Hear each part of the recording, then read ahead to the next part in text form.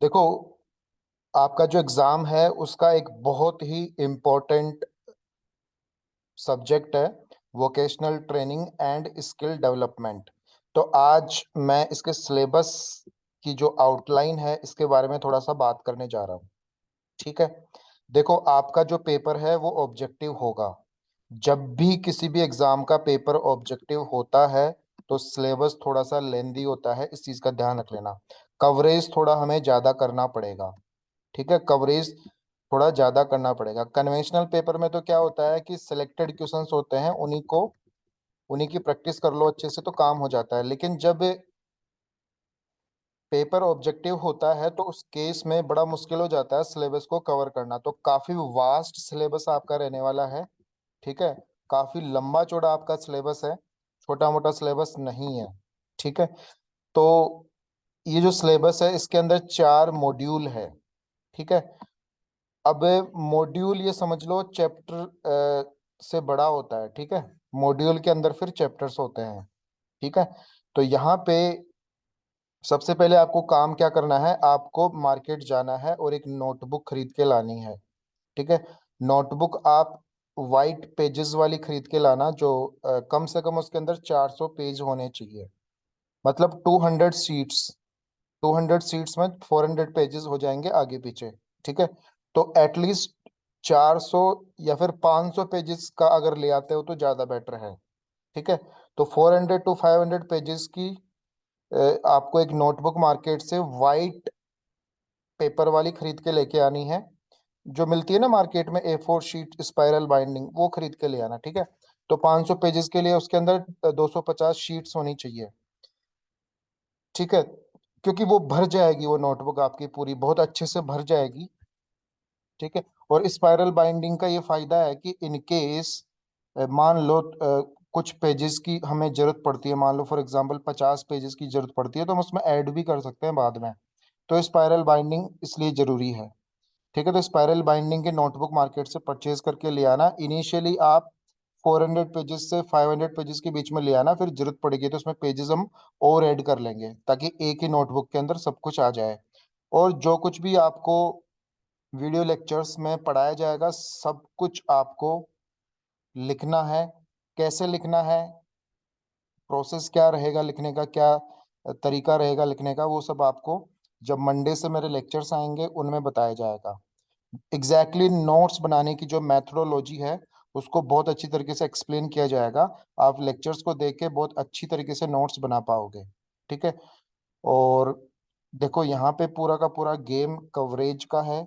हमें सिलेबस को बहुत अच्छे तरीके से कवर करना है, और कवर करने के बाद में उसके नोट्स बनाने हैं। नोट्स बनाने के बाद में उस सिलेबस को याद रखना है और बहुत सारे MCQs प्रैक्टिस करने हैं। तब जाके हम बाकी लोगों से आगे निकल पाएंगे। अदरवाइज मध्य प्रदेश की जीके तो सब बच्चों को आती है, basic knowledge of computer science तो सबको आता है, क्योंकि बाकी एग्जाम्स में भी मध्य प्रदेश की जीके और कंप्यूटर का बेसिक नॉलेज आता रहता है, इसलिए वो तो सबको आता है। आप किसी इंजीनियरिंग ब्रांच से हो तो आपकी इंजीनियरिंग ब्रांच का जो नॉलेज है वो सब बच्चों के पास में है। आपको दिक्कत किस में आएगी, ये वाला जो सब्जेक्ट है vocational training and skill development, ये आपका डिसाइड करेगा कि आपका सिलेक्शन होगा या नहीं होगा। तो इसको बहुत ज़्यादा सीरियसली लेना पड़ेगा। ठीक है। दूसरी चीज़, फॉर एग्जांपल सपोज कोई बच्चा मैकेनिकल इंजीनियरिंग का है, अब उसको मैकेनिकल इंजीनियरिंग तो अच्छे से आती है क्योंकि वो पहले भी कई बार प्रिपरेशन कर चुका है किसी न किसी एग्जाम की। लेकिन उसको दिक्कत आएगी सिविल इंजीनियरिंग में, इलेक्ट्रिकल इंजीनियरिंग में, इलेक्ट्रॉनिक्स इंजीनियरिंग के अंदर।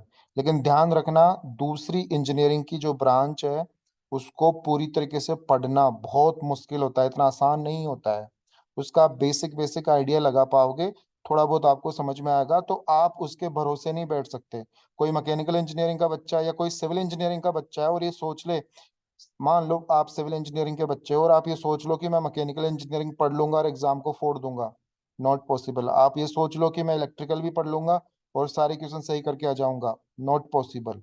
आप ये सोच लो कि मैं इलेक्ट्रॉनिक्स एंड कम्युनिकेशन इंजीनियरिंग का सिलेबस भी पूरा पढ़ लूंगा और सारे सवाल करके आ जाऊंगा, नॉट पॉसिबल, बहुत मुश्किल है। आप सिविल इंजीनियरिंग के बच्चे हो तो आपके लिए सबसे आसान है। एक तो सिविल इंजीनियरिंग के सारे सवाल आपको करके आने हैं, दूसरा क्योंकि उसमें आपकी मास्टरी है।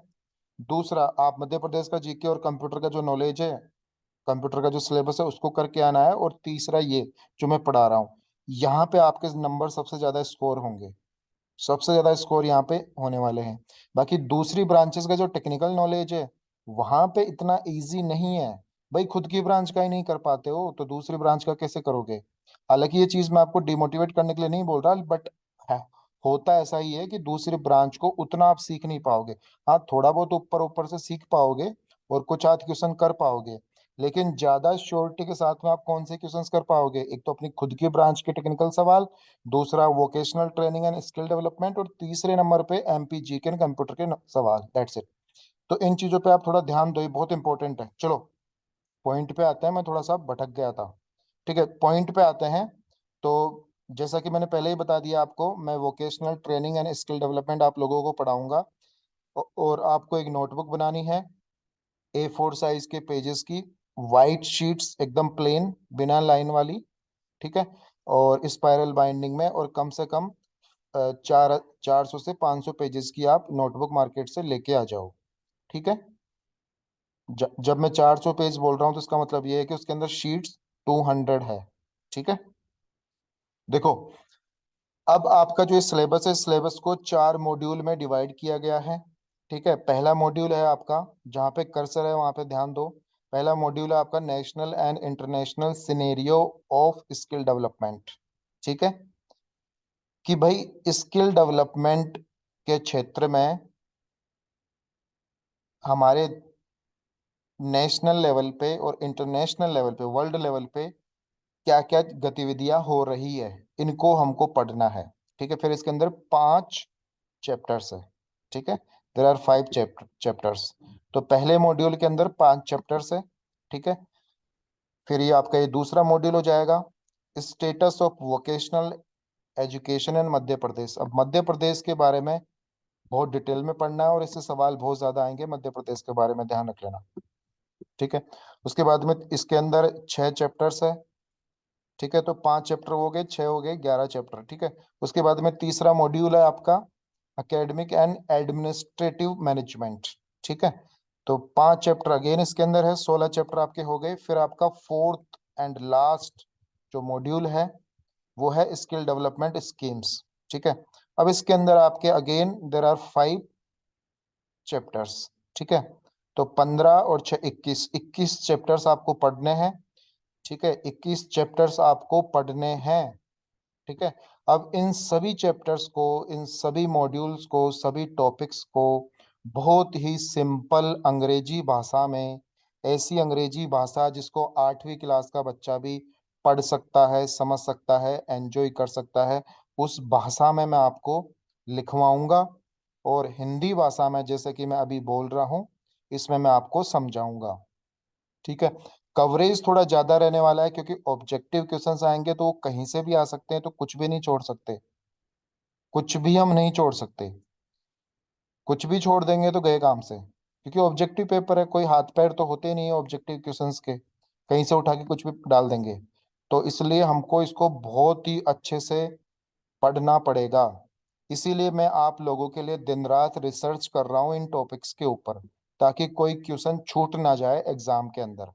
अभी के लिए फिलहाल आप क्या करो, एक नोटबुक बना लो, और नोटबुक बुक के स्टार्टिंग के पेज पे तो आप अपने जिस किसी भगवान को मानते हो उसके बारे में उसके लिए छोड़ दो, उनका नाम लिख दो, जो भी आप करना चाहते हो, स्टार्टिंग की 1 या 2 पेज।